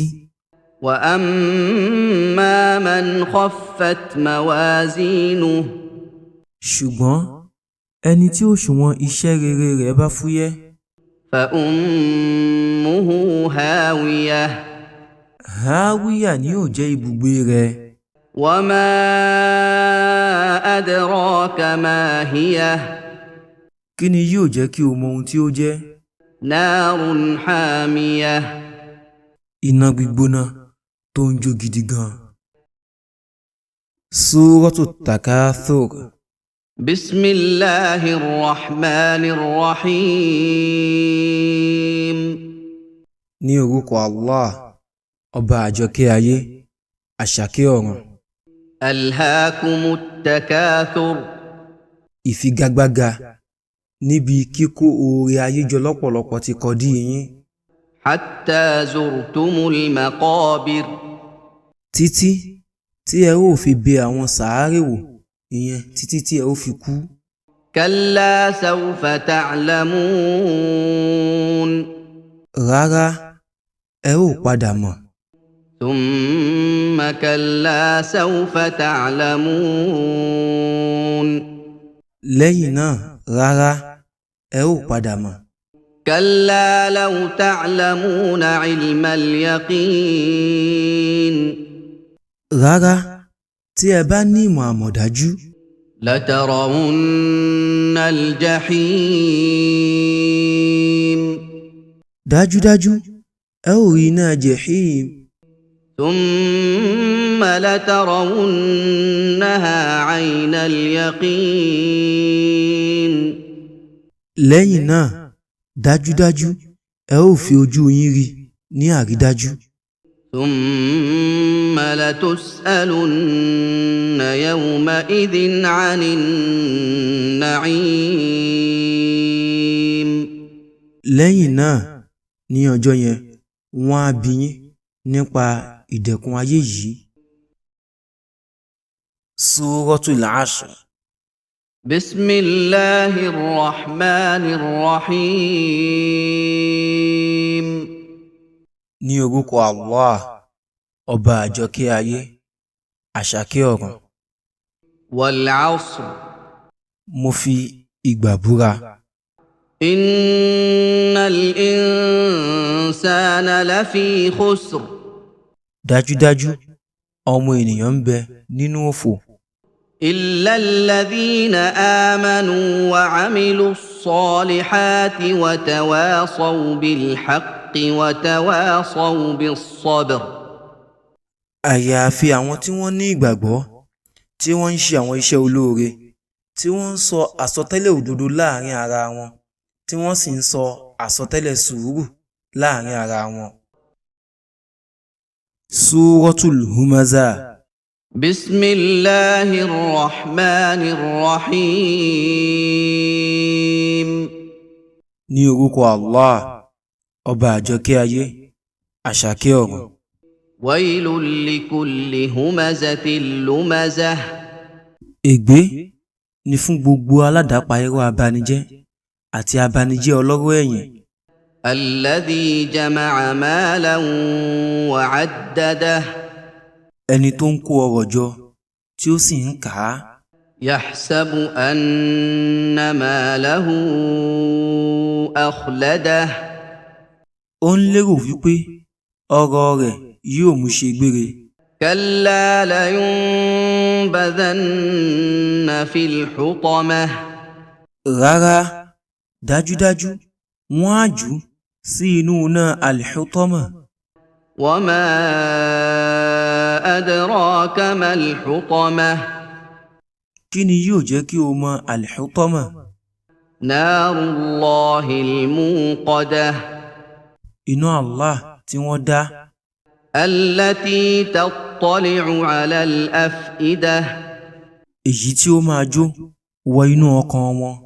إنها عليهم مؤصدة dájúdájú wọ́n á tì í pa mọ́ wọn lórí في عمد ممددة láàrin àwọn òpó gíga. Suratul Fil. بسم الله الرحمن الرحيم ní orúkọ Allah, ọba àjọkẹ́ ayé, àṣàkẹ́ ọ̀run. ألم تر كيف فعل ربك بأصحاب الفيل ǹjẹ́ o rí bí olúwa rẹ ṣe ṣe pẹ̀lú ìjọ elérin? ألم يجعل كيدهم في تضليل ṣé kò sọ ète wọn di ànù? وأرسل عليهم طيرا أبابيل ó sì rán àwọn ẹyẹ níkọ̀ sí wọn, ترميهم بحجارة من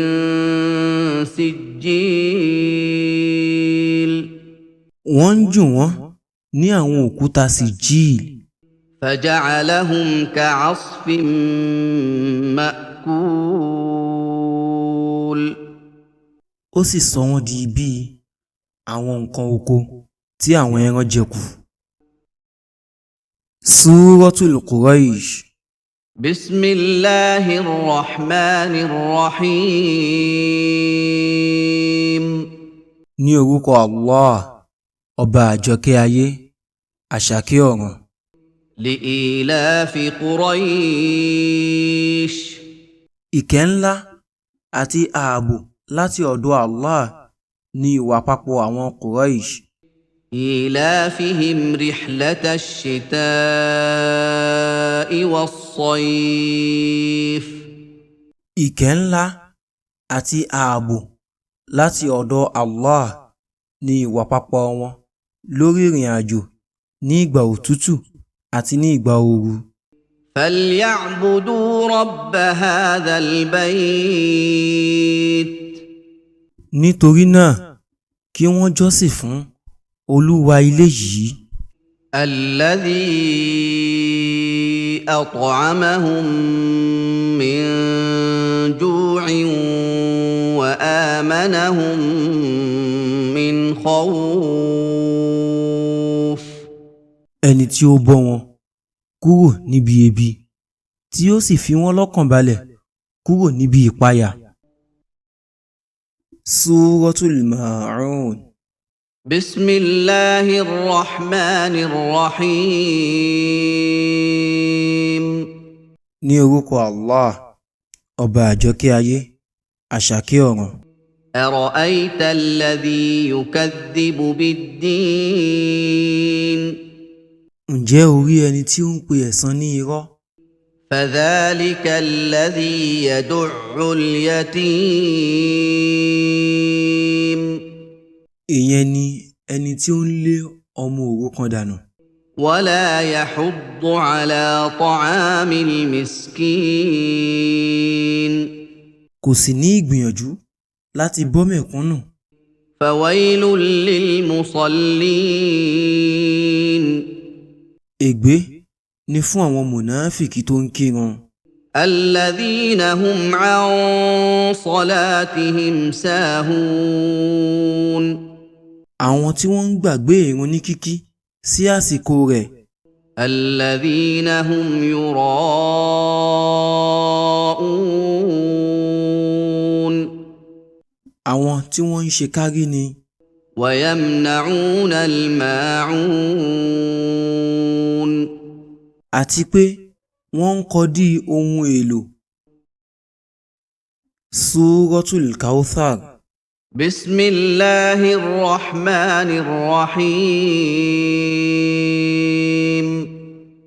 ní orúkọ Allah, ọba àjọkẹ́ ayé àṣàkẹ́ ọ̀run. إنا أعطيناك الكوثر.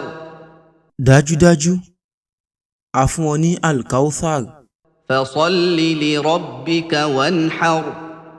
nítorí náà kírun fún Olúwa rẹ kí o sì gún wọn fún un. إن شانئك هو الأبتر. dájúdájú oníbínú rẹ ni kò ní lẹ́yìn. Súratul Kafirun. بسم الله الرحمن الرحيم. ní orúkọ Allah, ọba àjọkẹ́ ayé àṣàkẹ́ ọ̀run. قل يا أيها الكافرون. sọ pé ẹ̀yin aláìgbàgbọ́. لا أعبد ما تعبدون. èmi kò ní í jọ́sìn fún ohun tí ẹ̀ ń jọ́sìn fún. ولا أنتم عابدون ما أعبد. ẹ̀yin náà kò sì ní í jọ́sìn fún ẹni tí mò ń jọ́sìn fún. ولا أنا عابد ما عبدتم. èmi kò ní í jọ́sìn fún ohun tí ẹ̀ ń jọ́sìn fún. ولا أنتم عابدون ما أعبد ẹ̀yin náà kò sì ní jọ́sìn fún ẹni tí mò ń jọ́sìn fún. لكم دينكم ولي دين. tiyín ni ẹ̀sìn yín tèmi sì ni ẹ̀sìn mi. Suratul Nasr. بسم الله الرحمن الرحيم. ní orúkọ Allah ọba àjọkẹ́ ayé àṣàkẹ́ ọ̀run. إذا جاء نصر الله والفتح. nígbà tí àránṣẹ́ Allah àti ìṣí Mákà bá dé. ورأيت الناس يدخلون في دين الله أفواجا. tí o sì rí àwọn èèyàn tí wọ́n wọnú ẹ̀sìn Allah níjọ-níjọ. فسبح بحمد ربك واستغفره إنه كان توابا. nítorí náà ṣàfọ̀mọ́ ìyìn Olúwa rẹ kí o sì wá àforíjì rẹ̀ dájúdájú ó jẹ́ olùgbà ìrònúpìwàdà. Suratul Masad. بسم الله الرحمن الرحيم. ní orúkọ Allah ọba àjọkẹ́ ayé àṣàkẹ́ ọ̀run. تبت يدا أبي لهب وتب. ọwọ́ Abu Lahab méjèèjì ti parun òun náà sì ti parun. ما أغنى عنه ماله وما كسب. ọrọ̀ rẹ̀ àti àwọn ọmọ rẹ̀ kò ní ṣe é láǹfààní. سيصلى نارا ذات لهب. ó sì máa wọnú iná tó ń jò hóhó. وامرأته حمالة الحطب. àti ìyàwó rẹ̀ tó ń ru igi ìṣẹ́pẹ́ ẹlẹ́gùn. في جيدها حبل من مسد. okùn ọ̀pẹ lílọ́ yóò wà lọ́rùn rẹ̀. Suratul Ikhlas. بسم الله الرحمن الرحيم. ní orúkọ Allah ọba àjọkẹ́ ayé àṣàkẹ́ ọ̀run. قل هو الله أحد. sọ pé òun ni Allah ọ̀kan ṣoṣo. الله الصمد. Allah tó tó ara rẹ̀ gbogbo ẹ̀dá ni wọ́n ní bùkátà sí kì í jẹ kì í mu. لم يلد ولم يولد. kò bímọ wọn kò sì bí. ولم يكن له كفوا أحد. kò sì sí ẹnìkankan tí ó jọ àbí bá akẹgbẹ́. Suratul Falaq. بسم الله الرحمن الرحيم. ní orúkọ Allah ọba àjọkẹ́ ayé àṣàkẹ́ ọ̀run. قل أعوذ برب الفلق. sọ pé mo sádi Olúwa òwúrọ̀ kùtùkùtù. من شر ما خلق. kúrò níbi aburú ohun tí ó dá. ومن شر غاسق إذا وقب. àti níbi aburú òru nígbà tí ó bá ṣókùnkùn. ومن شر النفاثات في العقد. àti níbi aburú àwọn òpìdán àwọn àjẹ́ tí ó ń fẹ́ atẹ́gùn sínú àwọn ìdìdí. ومن شر حاسد إذا حسد. àti níbi aburú onílara nígbà tí ó bá ń ṣe ìlara. Suratul Nas. بسم الله الرحمن الرحيم. ní orúkọ Allah ọba àjọkẹ́ ayé àṣàkẹ́ ọ̀run. قل أعوذ برب الناس. sọ pé mo sádi Olúwa àwọn ènìyàn. ملك الناس. ọba àwọn ènìyàn, إله الناس ọlọ́run àwọn ènìyàn, من شر الوسواس الخناس